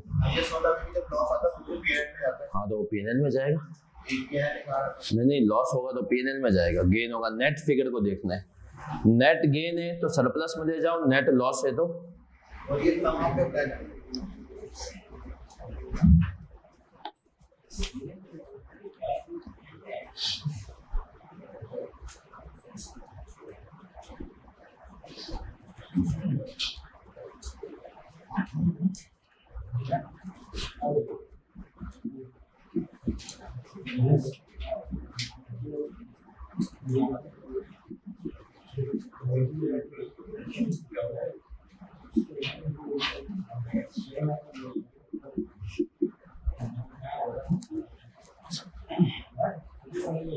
$27.5 million।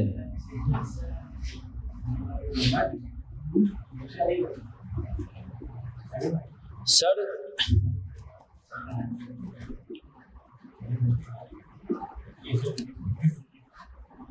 31 दिसंबर को क्या हुआ?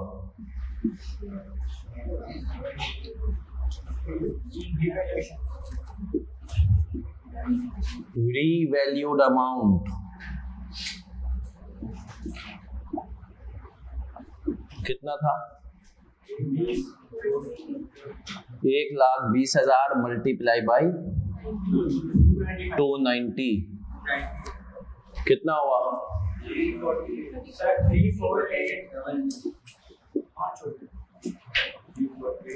और carrying amount कितनी थी?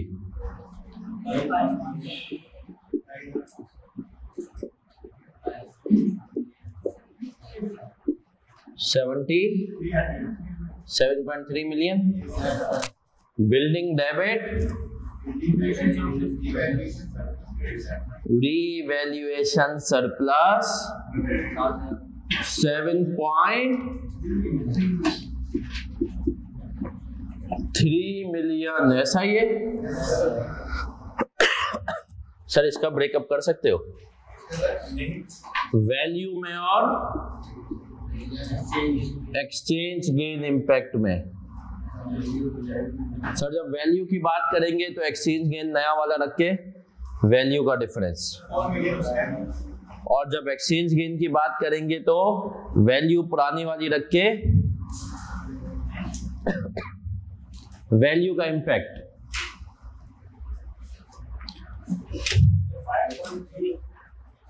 5.3 आ रहा है sir. अगर value का इम्पैक्ट चाहिए तो हमने कहा 1,20,000 अभी की वैल्यू है, जब खरीदा था तब कितने की थी? 1,00,000। इसको मल्टीप्लाई कर देंगे कि आज के अगर रेट के हिसाब से देखें 290 कितना हुआ? 5.3 मिलियन। इसका मतलब है ये 2 मिलियन आना चाहिए। 5.8 है ये। तुम लोगों का कैलकुलेटर खराब है क्या? 5. अब सर इसका मतलब है बाकी का इम्पैक्ट 1500 आना चाहिए। सर एक्सचेंज के इम्पैक्ट में क्या करते हैं हम? वैल्यू पुरानी रख के हमने कहा भाई वैल्यू अगर वही होती और एक्सचेंज रेट खाली बढ़ जाता या कम हो जाता तो क्या होता? तो वैल्यू कितनी थी? 1,00,000 मल्टीप्लाई बाई नया एक्सचेंज रेट 290, पुराना 270, तो 1.5 मिलियन, ऐसा ही है। तो दोनों का मिला के कितना हो गया? 7 पॉइंट। सर लेकिन क्या ये हमें करना जरूरी है पेपर में? नहीं, इसको पेपर में कोई भी, क्यों सर? क्योंकि सर मार्क्स है नहीं, आप फजूल में, ये तो मैं कॉन्सेप्ट के लिए बता रहा हूं। क्या हम यहां तक क्लियर हैं? चले सर, तो आज की क्लास को, लेकिन सर एक चीज मैंने कहा हम शुरू करेंगे जो कि अगली क्लास में पहले करेंगे। हम रमजान भी है तो हर क्लास में कोशिश करेंगे एक हदीस पढ़ ले। तो एक इत्तेफाक से यहाँ पर किताब थी तो मेरे दिमाग में आया, किताब है हुस्न इखलाक कुरान और हदीस की रोशनी में। सर इसकी एक हदीस पढ़ रहे हैं। रसूल सल्लल्लाहु अलैहि वसल्लम ने फरमाया, तुम में से जो कोई जिस्म की आफियत और घर में अमन के साथ सुबह करे और उसके पास उस दिन का खाना भी हो, तो गोया सारी दुनिया उसके लिए इकट्ठी हो गई। सर इसका मतलब ये है कि अगर अल्लाह ने आपको इतना ब्लेस किया है कि आप सुबह उठें, आप हेल्दी हो, आपके घर में कोई मसाइल ना हो, घर में अमन हो, मतलब सब खैरियत से हो घर में भी, और उस पूरे दिन के लिए आपके पास फूड मौजूद हो खाने पीने के लिए, तो आप से बढ़कर समझे खुश नसीब कोई नहीं है। हेल्थ भी है, घर में भी सब कुछ सेट है और पूरे दिन का खाना भी है। तो सर ये अल्लाह हमें अपना शुक्र करने की तौफीक अता फरमाए। क्विकली रिवाइज करते हैं IAS 21 आज तक जो हमने पढ़ा। क्या पढ़ा था अब तक हमने सर? जहां जहां फॉरेन करेंसी की बात आएगी इसकी तरफ जाएगी निगाह। इसमें 3 चीजें कौन कौन सी? 3 currency, functional currency, local currency जिसको हम कहते हैं, foreign currency other than local, और प्रेजेंटेशन जिसमें अकाउंट्स। प्रेजेंटेशन और फंक्शनल करेंसी 99% सेम है बट अलग भी हो सकती है। सर फिर मैं मजीद आगे बढ़ा था और क्या बढ़ा था मैंने? Monetary item. हमने मॉनेटरी आइटम्स देखे, हमने कहा उसमें 3 तरह की transaction, normal cell purchase, foreign currency bank account, foreign currency loan. Normal cell purchase थी, उसके अंदर हमने देखा गेन लॉस आता है, कहां जाता है? P&L पे। 3 दफा ट्रांसलेट करते हैं, ट्रांजैक्शन डेट, रिपोर्टिंग डेट और ट्रांजैक्शन डेट पे कोई गेन लॉस नहीं, रिपोर्टिंग और सेटलमेंट पे गेन लॉस P&L में जाएगा। सर फिर आगे बढ़े थे और आगे बढ़ते हुए हमने कहा कि हमारे पास अगर फॉरेन करेंसी बैंक अकाउंट है, फॉरेन करेंसी बैंक अकाउंट है तो उसको ईयर एंड पे ट्रांसलेट करेंगे, गेन लॉस जाएगा P&L में। पीछे जाते बेटा, ये हैंड आउट। फिर हमने कहा सर तीसरी चीज क्या थी? सर हमने कहा कि हमारे पास जो है इंटरेस्ट और लोन है। इंटरेस्ट के लिए एवरेज रेट भी यूज कर सकते हैं और क्लोजिंग भी, अल्टीमेट नेट इंपैक्ट सेम है। फिर हमने कहा नॉन मॉनेटरी आइटम्स, हमने कहा कॉस्ट मॉडल, जिंदगी गुलजार बस एक दफा ट्रांसलेट करना है, इसके बाद कभी भी। लेकिन अगर फेयर वैल्यू मॉडल है तो हर फेयर वैल्यूएशन डेट पे, ईयर एंड पे नहीं, इसको क्या करना है? आपसे मुलाकात होगी। असाइनमेंट का क्वेश्चन नंबर 1 अभी भी आपका पेंडिंग है और ट्यूसडे को IFRS 8 लाजमी मुझे बेटा फैजान याद करा देना। हमें उसकी स्टडी टेक्स्ट देखनी है, मोबाइल में आज ही डाउनलोड कर लेना। जहां इतनी चीजें हैं मोबाइल में तो एक ये भी डाउनलोड। चलें सर, बोर्ड की पिक बेटा यूसुफ पूछ रहा है, सेंड कर देना। नहीं भाई, IAS 21 में अभी 2 क्लासें और हैं, 2 क्लासें अभी और हैं, टेंशन ना लें। ओके, अल्लाह हाफिज।